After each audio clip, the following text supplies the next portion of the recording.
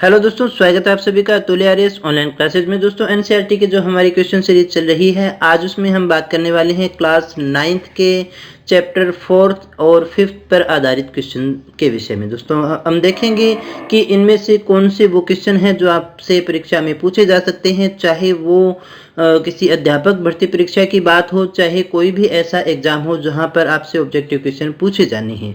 साथ ही दोस्तों मैं आपको बता दूं, ये जो सीरीज है वो बहुत इंपॉर्टेंट है यूपीएससी के लिए भी।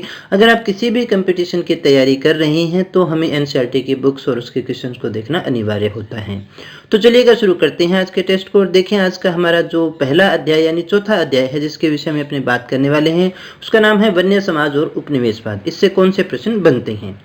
तो इसका जो हमारा पहला प्रश्न है वो है, औपनिवेशिक काल में भारत में वन विनाश का मुख्य कारण क्या था। हमें बताना है औपनिवेशिक काल में भारत में वन विनाश का मुख्य कारण क्या था। कृषि का विस्तार था, रेलों का विस्तार था, बागानों का विकास था या फिर सारी थी। क्या है दोस्तों सही आंसर। तो दोस्तों चेक करिएगा, सही आंसर हमारा वो है नंबर 4, ये सभी थे। सन 1890 तक भारत में कितने किलोमीटर लंबी लाइनें बिछाई गई थी। आपको बताना है इन चार ऑप्शन में से भारत में कितने किलोमीटर लंबी लाइनें बिछाई गई थी। 25,500, 35,500, 76,500, 7,65,000 या फिर 1,000 किलोमीटर। कितनी लंबी लाइनें बिछाई गई थी दोस्तों, क्या है हमारा सही आंसर। तो दोस्तों हमारा जो सही आंसर है वो है नंबर 1 यानी 25,500 किलोमीटर लंबी लाइनें बिछाई गई थी। अगले प्रश्न को देखें, खाल से चमड़ा बनाने में इस्तेमाल किया जाता है। किसका इस्तेमाल किया जाता है दोस्तों खाल से चमड़ा बनाने में। तेंदुपत्ते का, टेनिन का, गोंद का या फिर शहद का। खाल से चमड़ा बनाने में निम्न में से किसका इस्तेमाल किया जाता है। क्या है दोस्तों सही आंसर हमारा।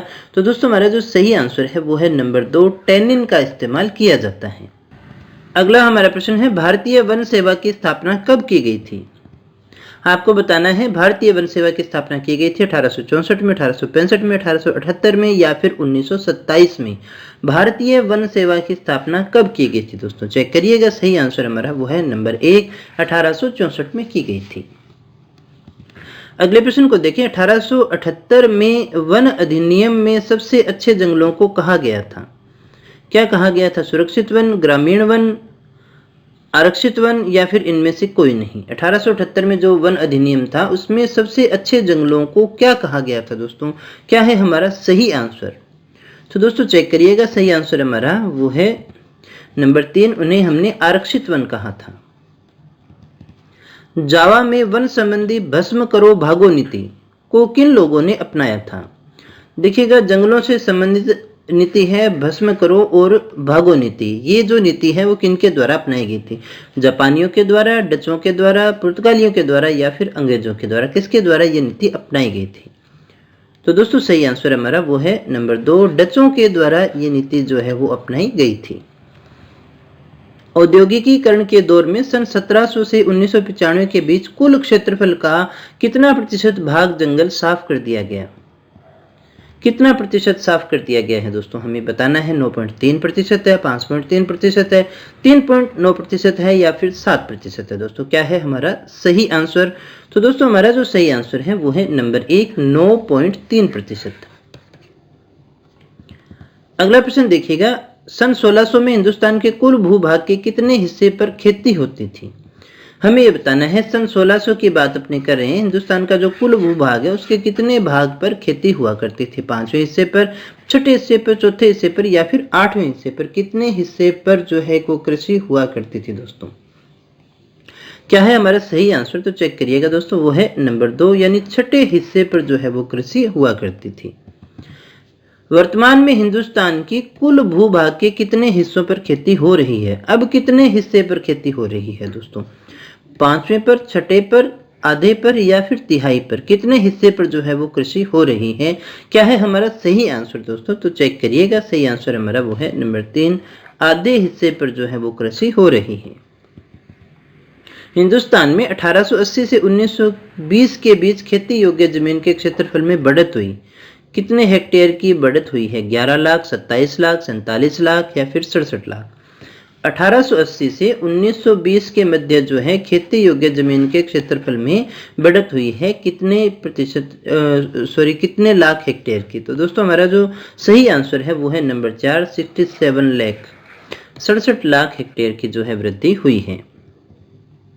भारतीय वन अधिनियम लागू हुआ था दोस्तों, कब हुआ था? 1765 में, 1865 में, 1820 में या फिर 1965 में।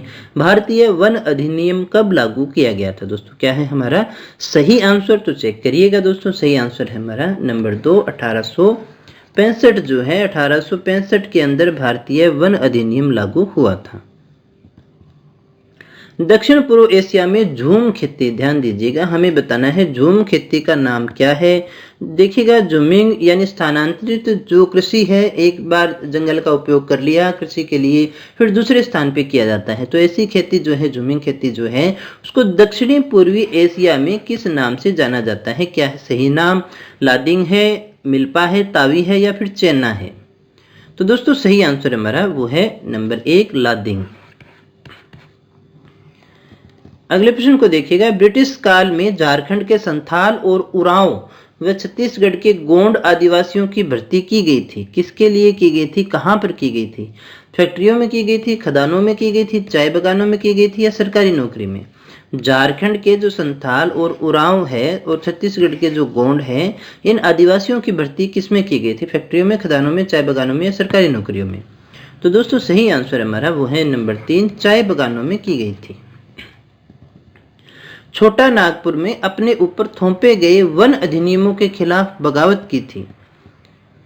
देखिए कहाँ की बात कर रहे हैं हम, छोटा नागपुर में अपने ऊपर थोपे गए वन अधिनियमों के खिलाफ बगावत किसने की थी? बिरसा मुंडा ने, सिद्धू ने, गुंडाथुर ने या फिर सीताराम राजू ने? किसने की थी दोस्तों? क्या है हमारा सही आंसर? तो चेक करिएगा वो है नंबर 1, बिरसा मुंडा ने। वन आरक्षण के विरुद्ध बस्तर में हुए आंदोलन का नेतृत्व किसने किया था? यहाँ हमें बताना है वन आरक्षण जो था बस्तर में उसके विरुद्ध जो आंदोलन हुआ तो उसका नेतृत्व बिरसा मुंडा ने किया, सिद्धू ने किया, गुंडाधुर ने किया या फिर सीताराम राजू ने किया? किसने किया था दोस्तों? क्या है हमारा सही आंसर? तो चेक करिएगा वो है नंबर 3, गुंडाधुर के द्वारा किया गया था। एक डच उपनिवेश था, भारत, श्रीलंका, इंडोनेशिया या फिर चीन? इनमें से डच उपनिवेश कौन सा था दोस्तों? क्या है हमारा सही आंसर? तो चेक करिएगा वो है नंबर 3, इंडोनेशिया को लेंगे। जावा में कलांग समुदाय के लोग थे, क्या थे? कुशल लकड़हारे या घुमंतू किसान थे, कुशल जादूगर थे, कुशल योद्धा थे या कुशल धनुर्धर थे?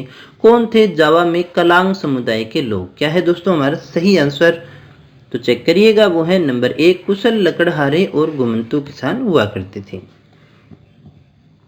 ब्रैंडिस ने भारतीय वन सेवा की स्थापना की थी।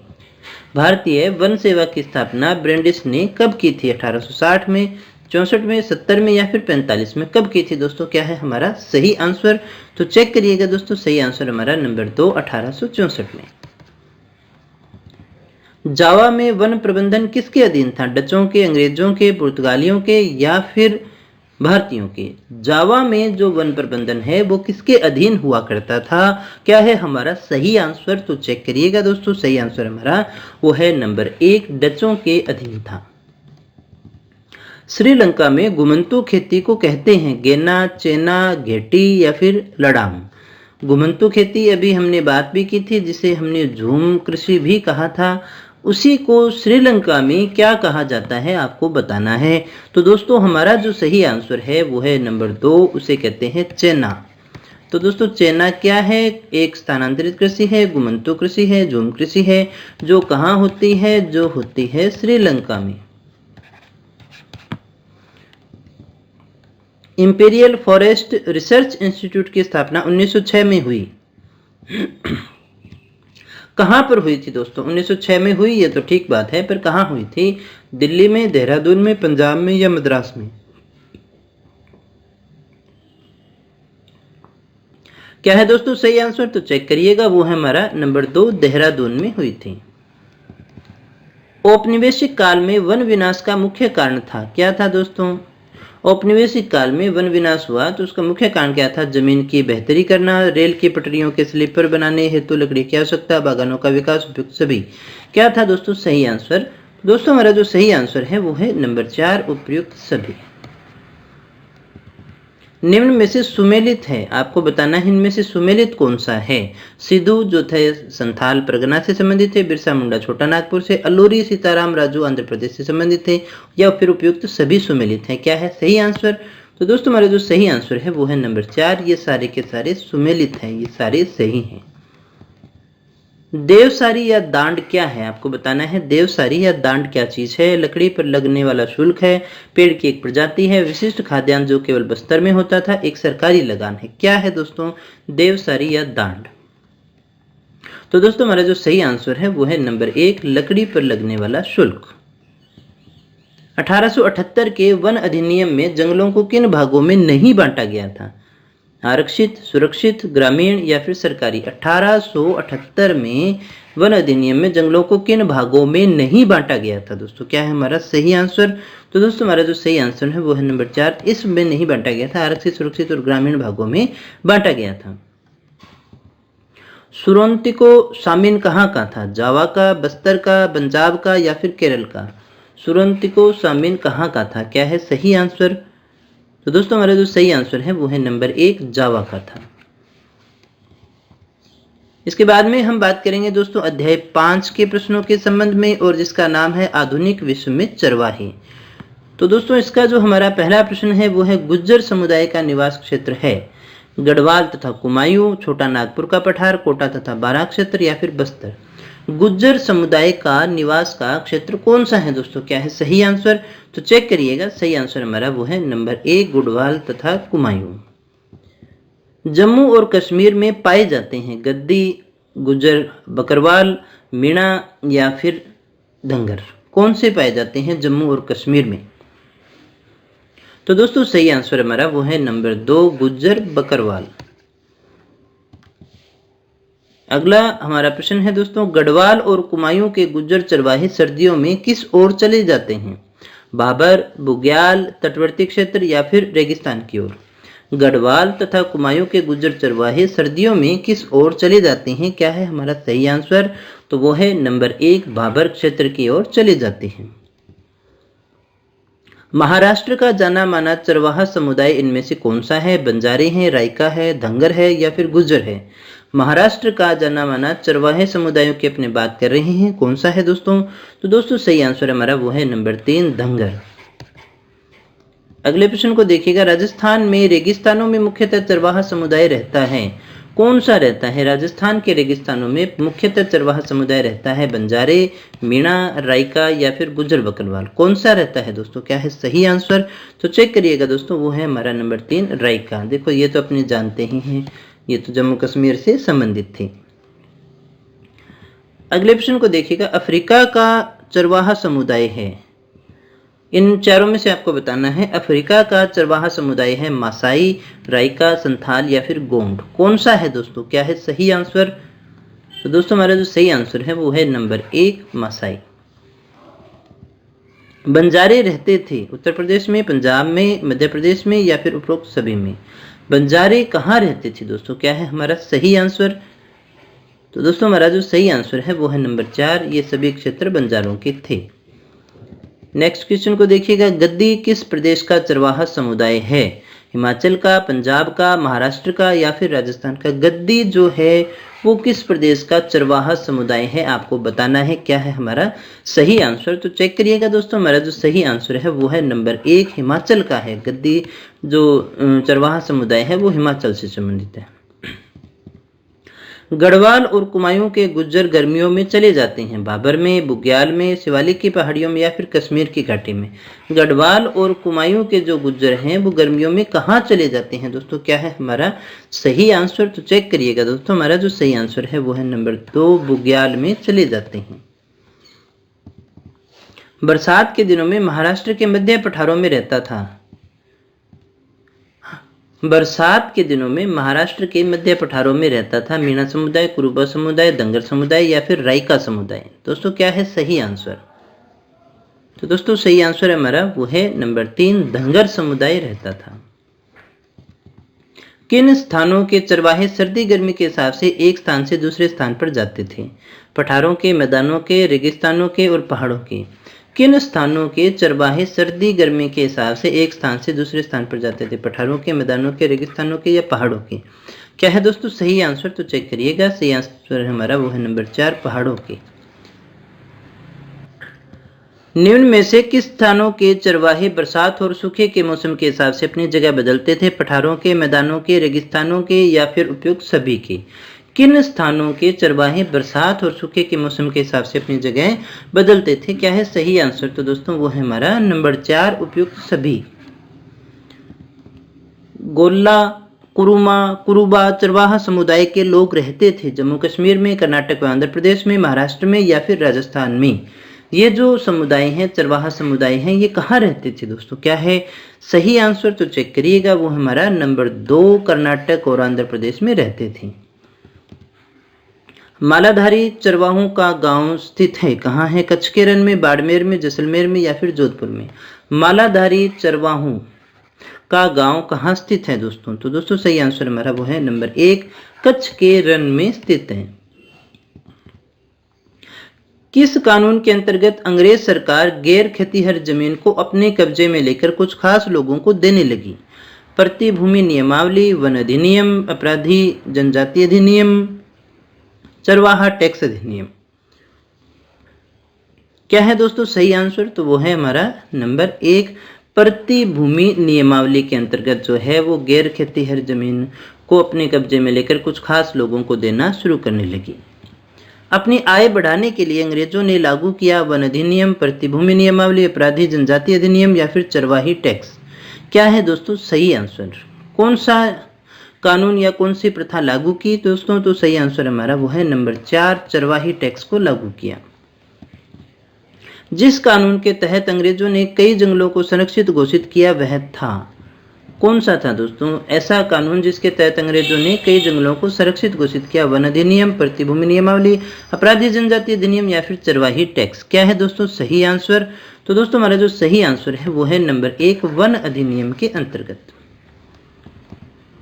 राइका समुदाय कौन सा पशुधन पालता है? राइका समुदाय कौन सा पशुधन पालता है? ऊंट, भेड़ बकरियां, 1 व 2 दोनों या फिर इनमें से कोई नहीं? राइका जो समुदाय है वो कौन सा पशुधन पालता है दोस्तों? सही आंसर हमारा नंबर 3, दो इनके भाग हैं। एक भाग जो है वो देखिए, एक समुदाय जो है इसका ऊंट पालता है और दूसरा जो है भेड़ बकरियां भी पालता है, तो ये दोनों ही होगा दोस्तों, 1 व 2 दोनों।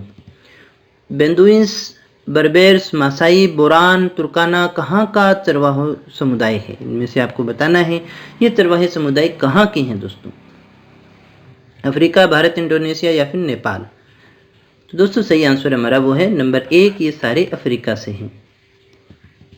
जावा में कुशल लकड़हारे और घुमंतू लोग थे, कौन थे दोस्तों? कलांग, मलंग, जेद्दा या फिर मासाई? जावा में कुशल लकड़हारे तथा घुमंतू लोग कौन थे दोस्तों? तो दोस्तों सही आंसर हमारा वो है नंबर 1, कलांग थे। मारू राइकाओं का निवास स्थान कहलाता है? मंडी, डंडी, हंडी या फिर धंडी? तो दोस्तों सही आंसर हमारा वो है नंबर 2, ढंडी कहलाता है।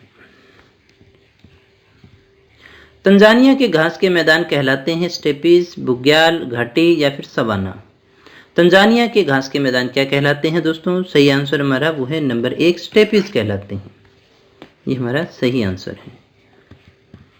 सेरेगेंटी नेशनल पार्क स्थित है भारत में, अफ्रीका में, इंडोनेशिया में, तंजानिया में? सेरेगेंटी नेशनल पार्क जो है वो कहाँ स्थित है दोस्तों? सही आंसर हमारा वो है नंबर 4, तंजानिया में है। औपनिवेशिक सरकार द्वारा अपराधी जनजाति अधिनियम कब लागू किया गया? 1871 में, 75 में, 88 में या फिर 1865 में? तो दोस्तों सही आंसर हमारा वो है नंबर 1, 1871 में। तो दोस्तों ये थे आज के हमारे प्रश्न। अगर आपको हमारा प्रयास अच्छा लगा हो तो वीडियो को लाइक कर देना दोस्तों। इसके अलावा मैं आपको बता दूं कि ये हमारी 9th का जो सारे चैप्टर हैं इसके साथ कंप्लीट हो जाते हैं। अब हम अगली क्लास में 10th के हिस्ट्री के चैप्टर्स को देखेंगे। तो दोस्तों अगर आपको ये हमारा वीडियो अच्छा लगा हो तो दोस्तों के साथ में शेयर कर देना, और अगर अभी तक चैनल को सब्सक्राइब नहीं किया है तो कर लीजिएगा दोस्तों, क्योंकि इस तरह के क्वालिटी एजुकेशन वीडियो डेली आपको यहाँ पर मिलने वाले हैं और मिलते रहते हैं। तो दोस्तों मिलते हैं कल के टेस्ट में कुछ और नए प्रश्नों के साथ, कुछ और नई जानकारी के साथ। तब तक बने रहे हमारे साथ। Thank you very much.